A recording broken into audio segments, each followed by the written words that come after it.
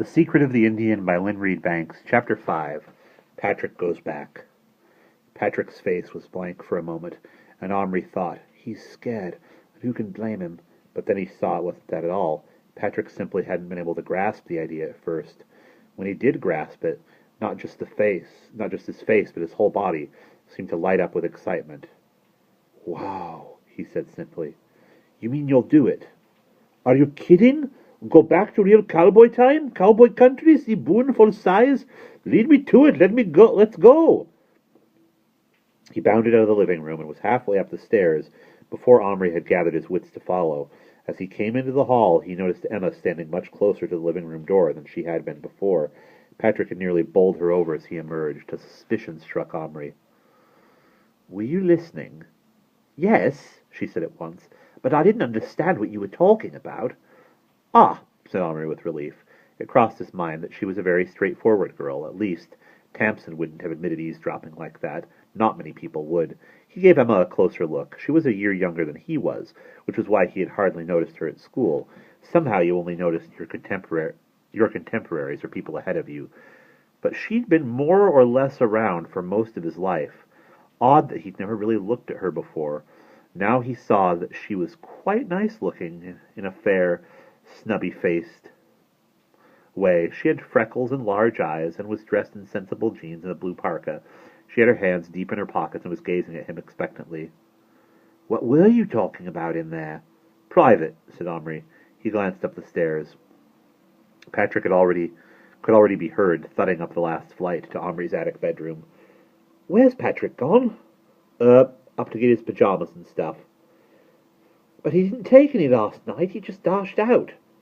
Oh, well, anyway, he's gone up, said Omri feebly, making a move to follow him. Emma followed at his heels. He paused on the second step. Can you wait down here? Why? We'll be right down. Can't I see your room? You saw mine, she said. Last night when you came to your house, Mum moved Tam and me out so Patrick could have it. Well, from above came Patrick's impatient voice. Come on, Omri, don't hang about. You wait in the living room, Omri said decisively. He turned away from her and ran upstairs. In his room, he found Patrick already climbing into the seaman's chest. Go on, I'm ready, send me. But Omri, having come up with this amazing idea, was already having second thoughts. Listen, how will I explain where you've gone? Don't get rid of Emma somehow. Make her go home, and you can tell your parents I went with her. But what happens when Emma gets back to her place without you? It'll be too late then. I'll just have vanished, he grinned, all over his face with glee. No, you won't. You'll be in the chest, your body will. What if they start looking for you? Listen, this was your idea, and a fantastic one. Stop making problems. Pile all your junk on top of the chest like before. They'll never think to look there. But your mum will be dead worried. She's sure to ring up. Then Emma will say one thing and I'll say another. Patrick had been crouching in the chest, looking up at him. Now suddenly he stood up. His face had changed. He looked quite fierce.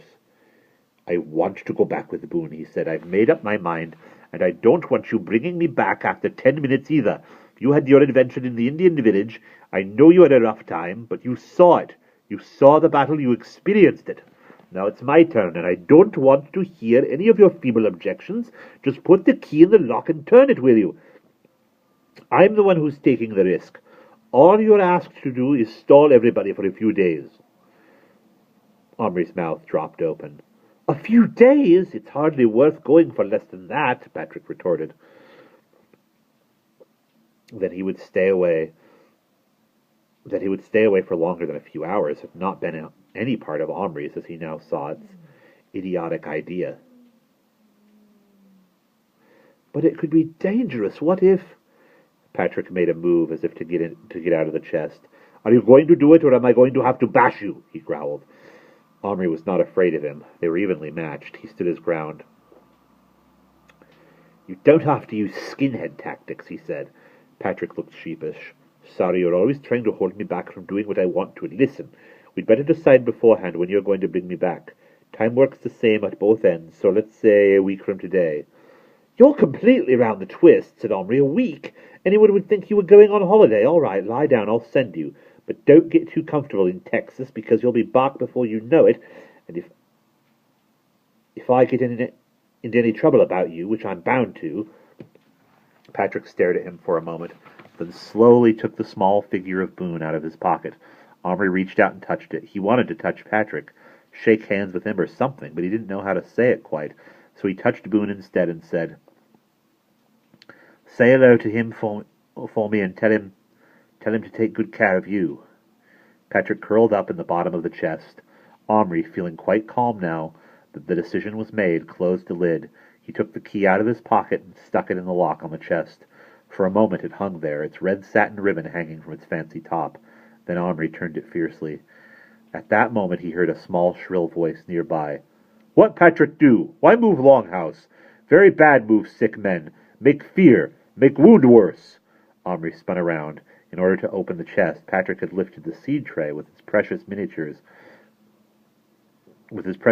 complement of Indians, healthy, injured, and dead, onto Omri's desk. Underneath his raised bunk, Omri had, for the moment, quite forgotten them. Now he saw Little Bear standing at the edge of the tray, his arms folded and his face, lit by Omri's desk lamp, was a mask of reproach. "What Patrick do in box?" Omri crouched till his face was level with Little Bear's. "Little Bear, Patrick's gone. We agreed he should go back to Boone's time. He's going to stay there for a while, so if there's anything you need, you'll have to ask me." "I ask you, not fear," said Little Bear promptly. Omri suppressed a sigh. There wouldn't be much of the ask about it if he knew Little Bear. Start with food. Wife must feed son. Need good food. Keep up strength." "Oh, of course. Sorry, I almost forgot." Omri reached into his pocket and brought out his collection of cornflakes, bits of bacon, and toast, which he'd thoughtfully wrapped in a paper napkin. Of course, he'd left the mug of tea downstairs. He'd have to go and get it.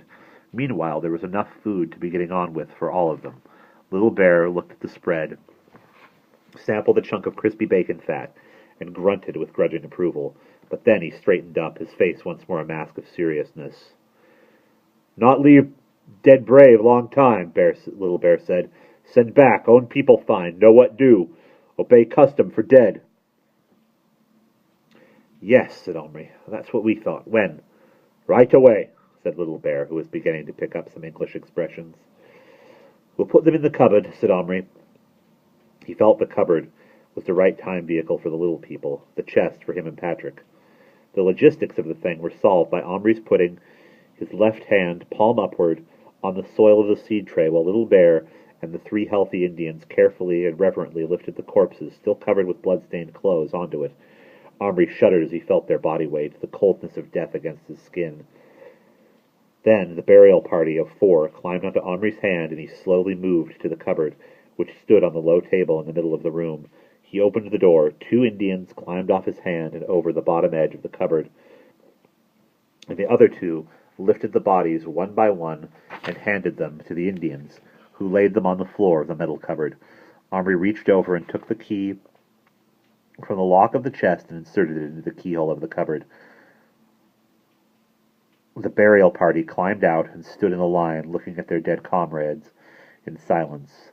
"Little Bear," said Omri, "what about if you all go back now? There's nothing to hang around here for, and there's a lot to do rebuilding your village. I'm sure Bright Stars would like to take the baby back and get on with her life." Little Bear turned to him, scowling with thought. "Good," he said. "Go back soon right away. First, you send dead. Then take out plastic." Omri closed the door, turned the key, and after a moment turned it back, opened the door, and removed the 9 plastic figures. He knew they were no use anymore. The people belonging to them were gone. He certainly would never want to play with them. After a second thought, he took a piece of white writing paper, and piling them onto it, folded the edges carefully around them. "I'll bury them," he said to Little Bear. "It's our custom with dead people." Little Bear nodded grimly. "Good. First we do dance. Ask great spirits bring safe out to ancestors." Matron had come out of the longhouse, serving as a sort of field hospital for the injured Indians, and watched the removal of the dead. Now she called Omri over. "I'm very much relieved you've dealt with that matter," she said in her brisk way. "Now, having disposed of the dead, do you think you could give your urgent attention to the problem of those who are still alive?" Omri felt a little jolt in his chest. Now that Patrick had abandoned him, he must solve by himself the pressing problem of getting the medical team. "Matron, look," he said, thinking aloud more than anything else. It's Sunday. Can't go to the shops. That is, I thought I'd try to get some help from a friend who has some plastic figures. Not exactly a friend. She's Patrick's cousin. Who, me? The jolt Omri had felt before was nothing to the explosive leap his heart gave at the sound of that voice. He spun around from his ill-balanced crouch, falling over backwards, and sat gaping at the figure of Emma in the open doorway. And that is the end of Chapter 5.